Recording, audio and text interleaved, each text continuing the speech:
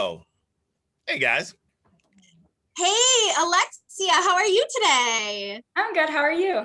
Good. So you're a senior at Mosby High School, and you just wrote a book. Yeah, it's called Albert the Frog, and I just wrote it this year. That is awesome. What inspired you to write a book? So I was inspired because I had a speech and reading disability, and I wanted to share with others about what I've went through because the frog in the book represents my story, and I wanted other kids to have fun reading, have fun to read, and be inspired by the book. This is interesting about the frog, being, the subject matter. Do you like frogs? I actually don't, but it just came into my mind. And we actually had a frog who lived in a little house right by our house. It was like a little frog house. And we would lift it up and he would just be in there all the time. So it just kind of like popped in my mind. It's because it's a great, I think, cool. just for people to have a visual is that's a wonderful thing to have in the book, that they could, because it's comforting, Yeah. there's no weirdness with frogs normally, so. Yeah. Do you have the book handy? Yeah, right here. Yay! So where do people get the book, first of all? So you can purchase it on Amazon. For a paperback copy, it's $20, and then for a Kindle version, it's $10. Awesome. Now you are doing something extra special with the proceeds from this book. Let's talk about The Difference Is You. Yeah, so The Difference Is You is a foundation I created. It's a scholarship program for seniors in the Marathon County area with speech and reading disabilities. And all the proceeds from my book go towards this foundation, and all seniors in Marathon County can apply. So Alexia, where do you want this all to go? Do you want it to start, get going, and then finish with the book? Or would you like to do other projects or encourage other people to do projects for the fundraiser? I really hope people would continue to buy my book so my foundation will grow into a lifetime foundation. So like for a lifetime foundation, it can go on like for a long time for kids to apply. And I'm also hoping maybe I could write another one. So then maybe I can create another foundation for other students with different disabilities, because I think that's also important too. This is the exciting part of this, Alexia, because you never know where things are going to go once they get started. It's sort of like you plant the seed and we'll see if it turns into a giant tree. And for this particular idea, that's what I'm wondering about. If all of a sudden it's going to be Frogville and we're going to be seeing lots of different things turn into opportunities to raise money for great causes. Yeah. Well, Albert the Frog can have lots of different friends. Yeah. So you've got lots of opportunities just revolving around one character, which is really cool because you've already created the character. So now it's just growing it, right? Right.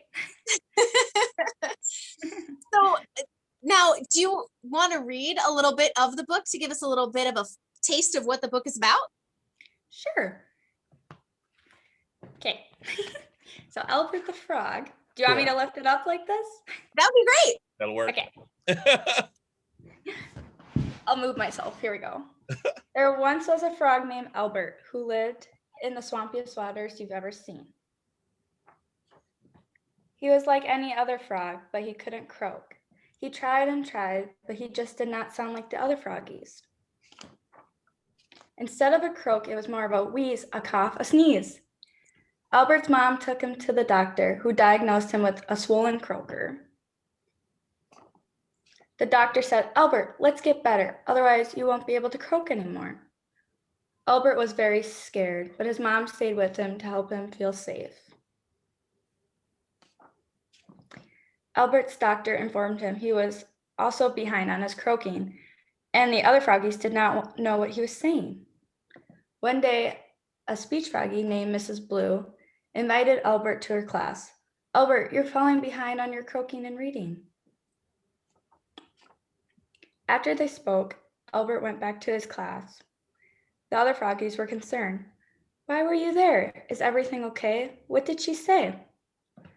Albert told them he was behind on his croaking, and the other froggies laughed. "You're so dumb, Albert," taunted one of the froggies. "You can't speak."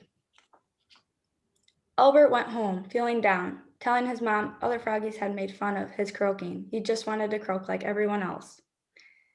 Albert's mom reassured him he was smart, kind, and talented, so Albert practiced every day with either his mom or Mrs. Blue. "Just keep practicing, Albert. It'll only get better if you practice, and soon you'll be out of Mrs. Blue's class." And then the rest can be found on Amazon. Ta-da! Yay. Alexia, you got this down. That is beautiful how that's written. It's great to see the illustrations, and this is going to be, an award winner. I predict, don't you, Nick? Absolutely. So how long did it take you between writing the book and having it published? It took me 2 months to actually get it published and illustrated through Amazon. So it was not such a long process, but it kind of was at the same time. I was so anxious to get it done. Yeah.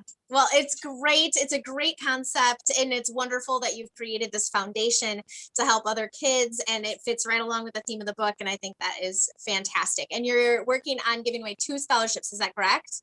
Yes, 2 scholarships for Marathon County seniors with speech and reading disability for $500. And where can they apply for those scholarships? They can apply in the Community Foundation of North Central Wisconsin. So, yeah. That's great. Alexia, thanks so much for sharing this story with us today. It was really great to talk to you. Thank you so much for having me on here. It's an honor. Great book, Alexia. Can't wait to hear more about this, and good luck. May the force be with you. Thanks.